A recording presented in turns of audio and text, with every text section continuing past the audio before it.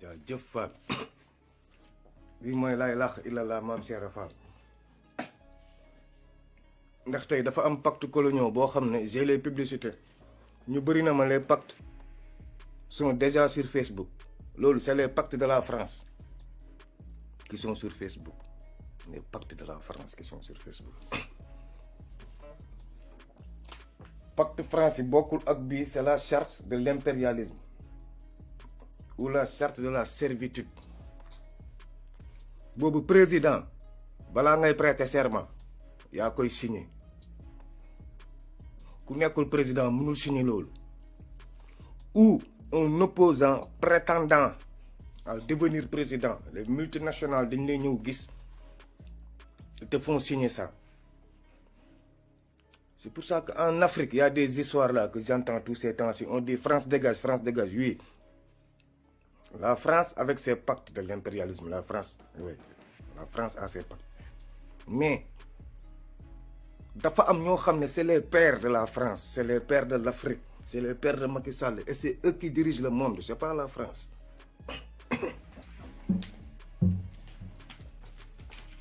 C'est pas la France qui dirige. La France ne gouverne rien du tout.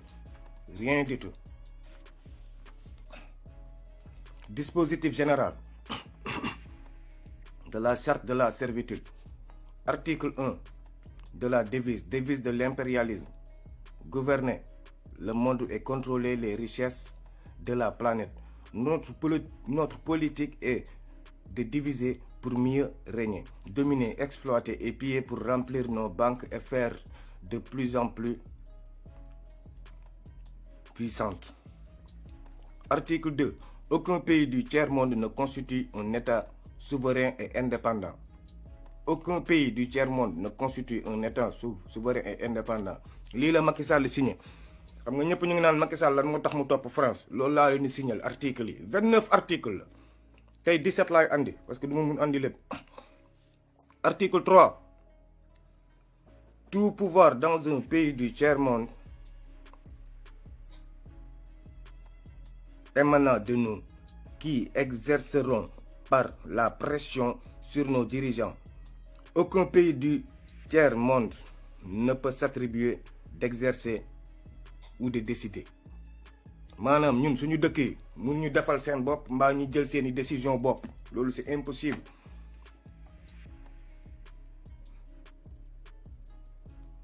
Article 4. Tous les pays du tiers-monde seront divisés et leurs frontières déplacées selon notre volonté. Ça, c'est l'article 4. Tous les pays du tiers-monde seront divisés et leurs frontières déplacées selon notre volonté. Ça, j'interpelle aussi le peuple malien. Eux qui ont dit que la France a le peuple malien, les militaires ont fait. Oui, mais l'État, c'est ce qui gère la France. Article 5. Tous les dictateurs doivent mettre leur fortune dans nos banques pour sécuriser nos intérêts et cette fortune servira des dons, des crédits, accords pour nous comme assistance à l'aide au développement. Article 6. Tout pouvoir et gouvernement établi par nous est légal, légitime et démocrate. Mais tout pouvoir émane pas de nous est illégal, illégitime et dictatorial, quelle que soit sa forme de légitimité. maanaam ñun même bu ñu falee Sonko selon la volonté populaire selon les multinationales mooy ñoom Amérique ñoom ñëpp Sonko n'est pas légal, c'est un dictateur comme ni ñu def Yaya Jammeh ba nax ko daan ko. Article 7. Tout pouvoir qui oppose le moindre résistance à nos injonctions perd par le même fait sa légalité, sa légitimité et sa crédibilité. Et il doit disparaître à l'aide de ses propres frères, encore des Noirs. Ça, c'était l'article 7. Macky Sall a signé ça. Sonko n'a pas signé ça. C'est pour ça qu'il est très mal vu dans les multinationales. Article 8. On ne négocie pas les accords et les contrats envers les pays du tiers-monde. On leur impose ce que l'on veut et ils subissent notre volonté. Ça, c'est l'article 8. Article 9. Tout accord conclu avec un pays ou une négociation sans notre aval est nul d'effet. Comme xam ngeen ne Macky Sall il est lié munu ci dara ndax moom il fait partie de ce système maintenant. Dès que tu es président tu signes ça, tu fais partie de. Article 10. Là où il y a nos intérêts, les pays du tiers-monde n'ont pas le droit dans les pays du Sud. Nos intérêts passent avant la loi et le droit international. Gars yi article 10 bi foog ma taxaw ci ndax moo xew Casamance. Demal dëkk bu la neex Afrique de l'Ouest, Congo ak fépp. Article 10. Les gars du système, je ne vais pas dire leur nom aujourd'hui parce que su ma ko waxee du ma jeexal article yi. Là où il y a nos intérêts, les pays du tiers-monde n'ont pas de droit dans les pays du Sud. Maanaam pays Casamance, Sénégal amul droit exploiter ko. ñoom tubaab yi ñoo koy exploiter moom zircon beeg li fa nekk yëpp nay leer loolu Macky ko signé mu ngi nii te du Macky Sall kese. Président Mali, Bénin, Burkina ñun ñëpp a koy signé. Tous les présidents vont signer ça. On signe ça pour être accessible balaa ñuy waat. Article 10 encore. Là où il y a nos intérêts, les pays du tiers-monde n'ont pas le droit dans les pays du Sud. Nos intérêts passent avant la loi et le droit international. C'est pour ça que ma leen Sonko ne va pas passer parce que lii mooy problème mu Sonko pays du Sud bi Sonko waru fa woon bokk tey bu bokkul woon Sud gars yi fal ko mais Sud ba mu bokkee problème bi. Macky Sall nekkul di xeex Sonko ñeneen ñoo xeex Sonko à travers Macky Sall kon Macky mënatu si dara Macky dafa bañ Sonko te yàlla tax du leneen. Article 11. La liberté d'expression, la liberté d'association et les droits de l'homme n'ont de sens que dans le pays où les dirigeants ne s'opposent à notre volonté. La liberté d'expression, la liberté d'association, la liberté des droits de l'homme n'ont de sens que dans les pays où les dirigeants ne s'opposent à notre volonté. Maanaam ñi leen nangul yépp. Les pays du tiers-monde n'ont pas d'opinion ni de droit. Ils subissent notre loi et notre droit. Article 12. Les pays du tiers-monde n'ont pas d'opinion ni de droit. Ils subissent notre loi et notre droit. Article 13. Les pays du tiers-monde n'ont ni culture ni civilisation sans se référer à la civilisation occidentale. Ousmane Sonko bu signé lii ma ba ko. Tubaab nee na ñun amuñu droit am aada ak cosaan amuñu droit topp suñu aada ak cosaan te attendez pacte bii ni charte bi ce n'est pas seul que les blancs de y a l'Arabie saoudite y a des arabes y a eux tous ngantam clan la qui dirige le monde. C'est les multinationales qu'on dit. Boobu article 13 laa leen ne les pays du tiers-monde n'ont ni culture ni civilisation sans se référer à la civilisation occidentale. Ñun Sénégal donc nous sommes des pays du tiers-monde. Article 14. On ne parle pas de génocide, ni de massacre, ni de vente d'armes, de guerre ou de crimes contre l'humanité dans les pays où nos intérêts sont garantis. Même si le nombre de victimes est très important. Tu vois. Article 14 encore. On ne parle pas de génocide, ni de massacre, ni de vente d'armes de guerre ou de crimes contre l'humanité dans les pays où nos intérêts sont garantis, même si le nombre de victimes est très important. Article 15. Dans les pays du tiers-monde,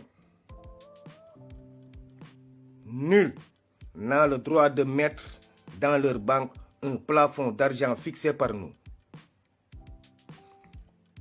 Lorsque la fortune dépasse le plafond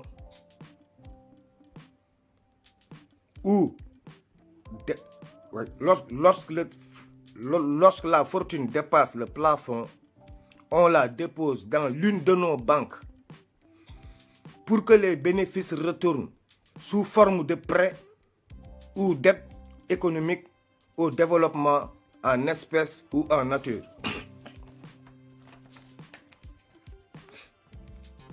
Article 15. Boy, Sonko menace trop même. Sonko menace trop même les intérêts occidentaux. Sonko menace excessivement, je vous dis, les intérêts occidentaux. Bon, si je lis la charte bi biñ ko joxé Sonko, c'est pas Macky Sall qui a retenu le passeport de Sonko. Vous n'avez rien compris. Ñu ngi ci biir fond wu combat bi. Feneen lañu yobbu combat bi. Article 15. Dans les pays du tiers-monde, nul n'a le droit de mettre dans leur banque un plafond d'argent fixé par nous. Lorsque la fortune dépasse le plafond, on la dépose dans l'une de nos banques pour que les bénéfices retournent sous forme de prêts ou d'aide économique au développement en espèces ou en nature. Vous connaissez l'air de l'île Macky Sall le signé. Article 16. N'auront droit à l'aide précitée les pays dont les dirigeants font preuve d'une soumission totale à nous, nos marionnettes et nos valets. Article 17. Notre aide doit être accompagnée des recommandations de nature à empêcher et briser toute action de développement des pays du tiers-monde. Lii la Macky Sall signé tey jox naa leen 17 articles yi Sonko lii la bañ signé moo tax problème yi yëpp mu nekk ci. Tous les pays du tiers-monde ont signé ça. Tout ñun Afrique ñun ñëpp a ko signé. Kuy président Afrique tey signé nga lii. dëgg neex yàlla man bi ma ko liiree j'étais étonné comme ñun ñu ngi ci beneen combat. waaw tey foog ñu wax. ndax sama boss a ngi si ligne bi la Cosa Nostra. Respect chef. kon duma wax sa tour. tey moom gis naa la dugg nga si ligne bi mais sa tour dina leen ump. Chef de la Cosa Nostra. Respect grand frère. Respect grand frère. Big respect grand. yow xam naa ne tey moom da nga takk sa fit dugg. Big respect grand frère. ñu ñëwaat ci Sénégal lii yëpp du dara. ñu ne ñun Sénégal investissement amu si. affaire fonds Covid bi dama ciy ñëw de parce que am na lu gën a garaaw fonds Covid bi loo xam ne waxuñu ko te ñooñu ñoo génnee affaire fonds Covid bi Macky Sall même il est dépassé par le problème. ñu ñëwaat Sénégal un terminal pétrolier au port de Dakar depuis 1956 mu ngi fi. terminal bi foog naa ne pas Clédor mos na si wax Oryx ak lépp mais à ma grande surprise terminal boobu depuis 2001. Macky Sall moo géré woon exploitation bi depuis 2001 laa leen wax de waxuma leen ren de depuis 2001 directeur Petrosen woon yaa ngi ni fàttaliku c'est Macky Sall qui gère l'exploitation. Gaz bi moom mu ngi fi depuis 1978 à Gadiaga mais à ma grande surprise gars yi gaz bi ma maye 300 000 mètres cubes la Sénégal di joxe gaz par jour actuellement fii may wax ak yéen Sénégal mu ngi jaay gaz 300 000 mètres cubes par jour actuellement nii may wax ak yéen fi may waxee ak yéen nii Sénégal jàppale ne chaque 19 heures pompé nañu loolu ba pare. xam nga ñii ay 12 milliards la ñuy wax ñële ñoom ñu ngi ci ay 100 milliards ñoom la ñu sàcc gum ba pare bëgg a weer ñi nga xam ne ñoo sàcc kii lii nañ dem nañ ñëw gaz baa ngi foofu. Macky Sall pétrole beeg gaz beeg ñoom Samuel Sarr rek pétrole beeg gaz bi naka la ko séddalee ci gaa yëpp ak lan moo tax mu séddale ko ak lan moo tax mu am kii di Arona Dia Diaw Ndiaye Ben Ndiaye Youssou Ndour Bara Tall CW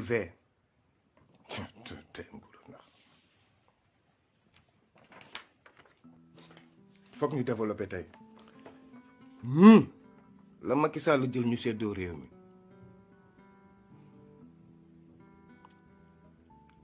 94 milliards yi ñu doon wax 136 milliards la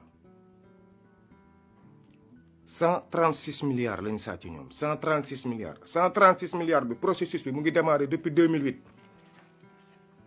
94 milliards bu leen foog Mamour Diallo dafa xëy sàcc ko di nekkul Mamour Diallo ko sàcc Mamour Diallo prête-nom la Amadou Ba la Amadou Ba mënul xëy rek nekk ni milliardaire ni Sénégal Amadou Ba la te Amadou Ba biir Dakar am na kër goo xam ne moom dafa am machine buy defar xaalis Farba Ngom ñëpp am nañ ne am na machine bi mais Amadou Ba tam am na ko c'est Amadou Ba le voleur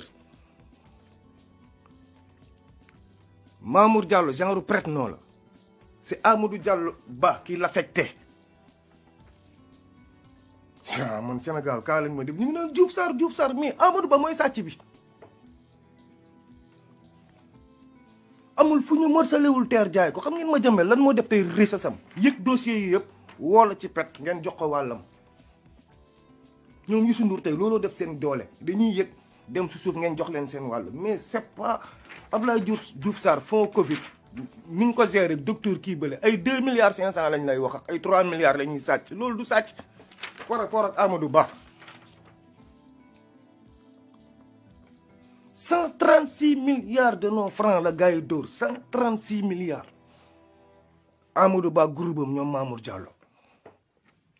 Mamour Diallo Adji Sarr a tax ba pare Sonko dem leen lire ci enquête bi Sonko déposé OFNAC ba waa OFNAC ne ministre bi fait des poursuites judiciaires pour affaire Mamour Diallo bi biñ ko defee remonté ko Amadou Ba ngay dem jàpp dóor ko ay mënoo ndekete du sax 94 milliards 136 milliards la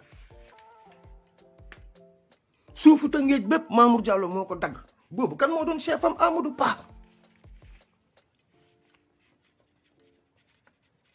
te Amadou Ba xaalisu sàccam boobu tey la jëndee dëkk bi ñu ñëppay lekk ci sa xaalisu sàcc bi ba pare bëgg ñëpp ngam Moustapha Diop non c'est Amadou Ba le voleur Amadou Ba le ministre par défaut Amadou Ba du woon premier ministre Amadou Hott Diop moo naroon nekk premier ministre Farba Ngom ñëw ne Macky Sall hey ñun góor jigéen bi moo tax ñu ñàkk élection bi nga bëgg a jël góor jigéen nga teg ko réew te xam ngeen ne Hott la ce gars là Hott am na ay problème harcèlement sexuel avec des élèves gendarmes des hommes au sein du palais même moo tax Macky Sall def ko premier ministre Amadou Hott waaw te mu dëkk yëmbal foog naa Amadou Hott waaw des problèmes de sexualité un homme avec des hommes avec des gendarmes hommes booy à cause de seen dignité ay góor la ñu ñemew ñu dem wax loolu scandale bi ñooy def ay scandale financier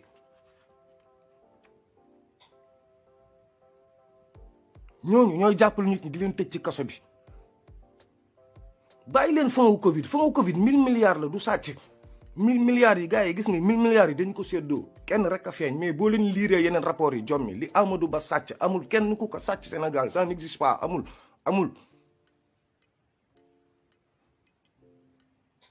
Mamour Diallo problème bii moo tax ndeysaan bukki topp ko sànq maa ngi ciy wax ak benn waaye Macky Sall il est plus digne que nos chefs militaires moom quelle que soit l'erreur de ces éléments il les couvre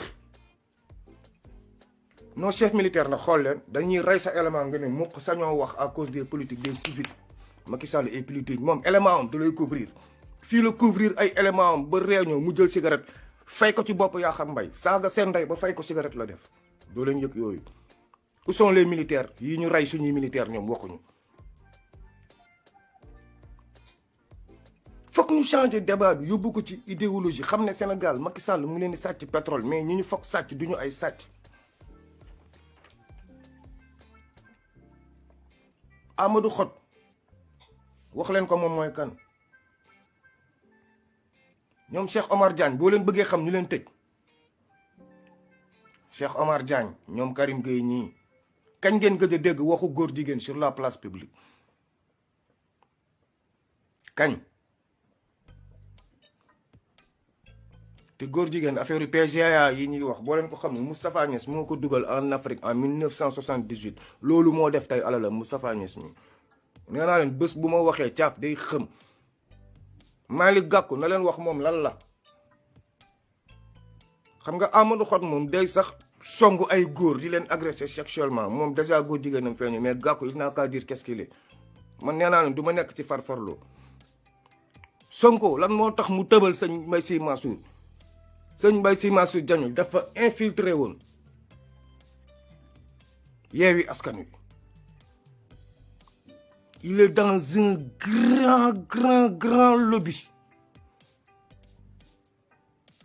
fii bu góor jigéen fii ak États-Unis ki yëpp moom muy défendre droit yooyu moom sëñ Mbaye Sy Mansour non kii sëñ kii Mansour Djamil waaw sëñ Mansour Sy Djamil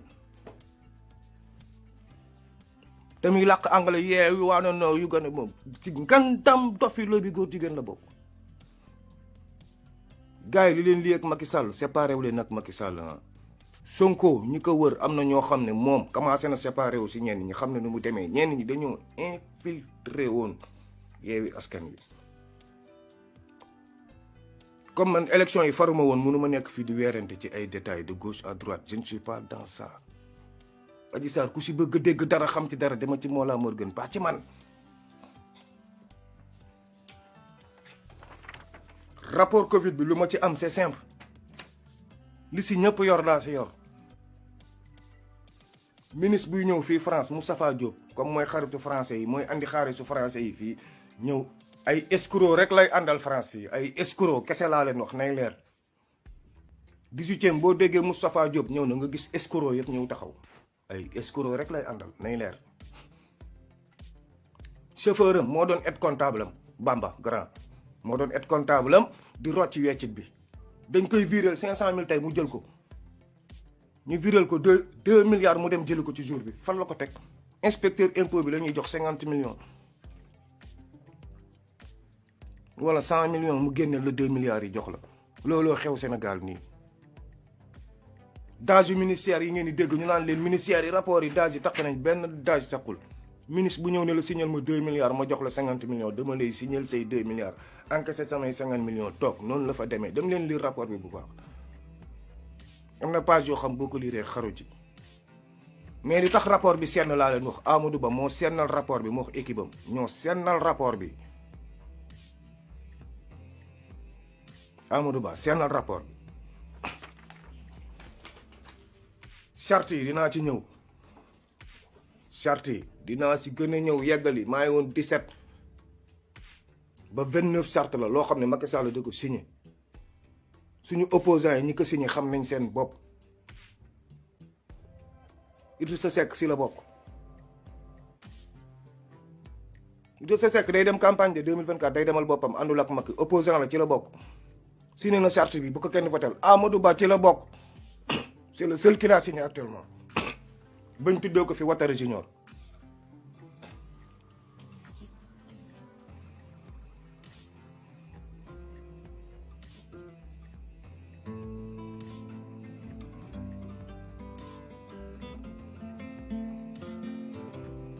la ilaha la ilaha illallah Cheikh Ibra Fall Babul Mouridine la ilaha illallah la ilaha illallah Cheikh Ibra Fall Babul Mouridine la ilaha illallah la ilaha illallah Cheikh Ibra Fall Babul Mouridine la ilaha illallah la ilaha illallah Cheikh Ibra Fall Babul Mouridine la ilaha illallah la ilaha illallah Cheikh Ibra Fall Babul Mouridine la ilaha illallah la ilaha illallah Cheikh Ibra Fall Babul Mouridine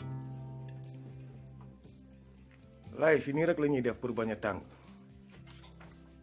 te xam ne man nongo sëñ Moustapha Saliou la këru diine yi ngeen ma doon xaaree yéen ñëpp pour ma wax dinaa si ñëw largement di ngeen dégg yeneen discours ñu ne leen Sonko nangootul décrocher benn xalif général Sonko mënul décrocher kenn parce que dafa amoon ay émissaires yu def délégation yoon ko yónnee ci Sonko pour mu teggi tànkam 2024 Khalifa Sall présenté wu moom mu nekk premier ministre en attendant 2029 pour ñu protéger comme Khalifa Sall c'est un gars du système Sonko bañ keroog bi ñu bëggee jëli député yi Tiwaawan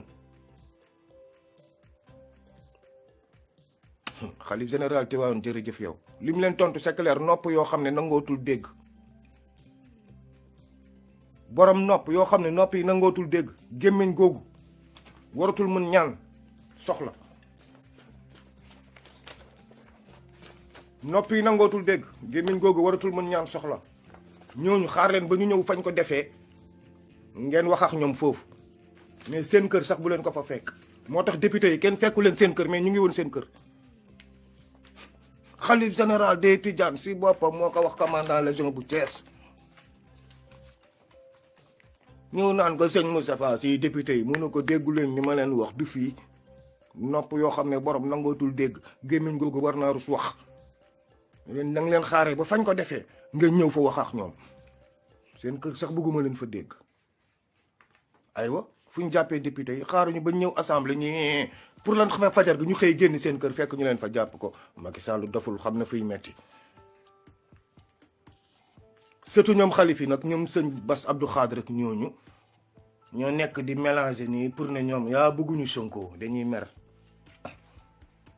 sëñ Bass sama xarit nga lool mais yax Sonko moom du ma ci ànd ak yow mu ba mu ñëw Touba ngay wane ni kilifa nga da nga toog porte parole nga doo mag ci kër gi déedéet man mii waaye doo mag ci kër gi te dama lay gis ci biir kër mbàkke yi màggeti sax ngay toog seen biir kër fauteuil ni rugu demeewul noonu ci yoon bi man taalibe sëñ Moustapha Saliou laa du ma daw samay wax loolu murit ci dañ ma ko jooy dama koy wax yow da ngay bëgg nag rajo Touba ci da ngay jaawale le rôle du porte-parole et le rôle du xalif t'es pas encore xalif t'es porte-parole Sonko bu ko neexee ñëw ba Tiwaawan Sonko bu ko neexee nga woo ko du la jël Sonko bu ko neexee du la déglu yéen da ngeen ne woo Macky Sall du leen jël il ne décroche pas buy def ay ñoom même il ne vous décroche pas mais léegi ko leen yëpp Sonko déedéet je ne suis pas d'accord Cheikh Bara Dolly wane na fi mu bokk Amadou Ba kay financé wane nañ fi ñu bokk ku nekk commencé na feeñaa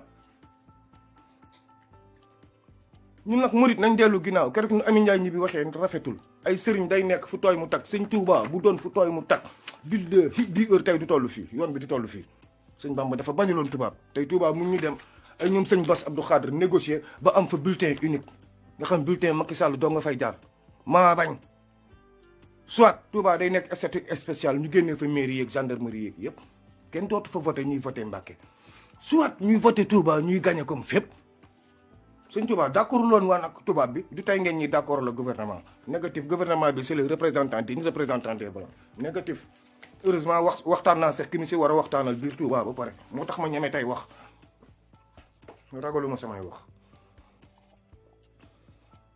Baye Fall yaqin la di baalu ñëpp nag di jéggaluwaat ñëpp dossier ba du ma ci wax dossier Oscar du ma ci wax je regrette am na ñu ci nekk am na ñu ci débat man sama bopp tal na leneen lu dul loolu sama bopp bi yeneen a ci nekk lu dul ay kii laal na kii parce que ñun fii France boo gisee góor bu bëgg jigéen soxol day sedd ndax fii da ngay gis góor ak góor chaque jour ñuy def lu leen neex chaque jour ci mbedd bi kon fii boo gisee góor gu bëgg jigéen moo tax xaw ma Sénégal li ngeen di tardel seen bopp audio yi gars yi yaa ngeen di tardé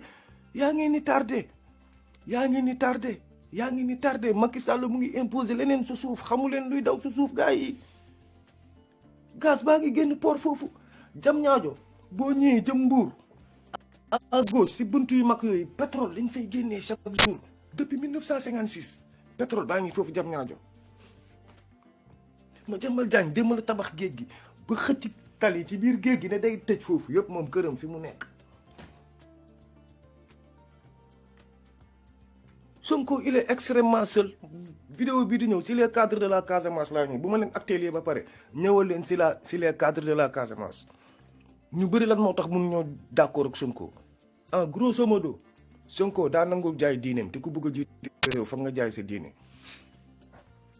dama leen di jégalu yéen ñoom ku bëgg a jiite réew foog nga jaay sa diine bokk ci système bi Sonko nangul loolu kon 2024 comme ni ma ko waxee woon gars yi rek pour waa ji jàll lu leer laa leen wax tey Macky bu ni du ma présenté wu jàpp leen ne conseil constitutionnel day tëbal Sonko du jàll te dëkk bi Sonko il ne va pas passer charte yaa ngi nii moom xam na li may wax ci charte yi Sonko jot na charte yi ndax il est présidentiable laaj ko jot na charte yi mais waaw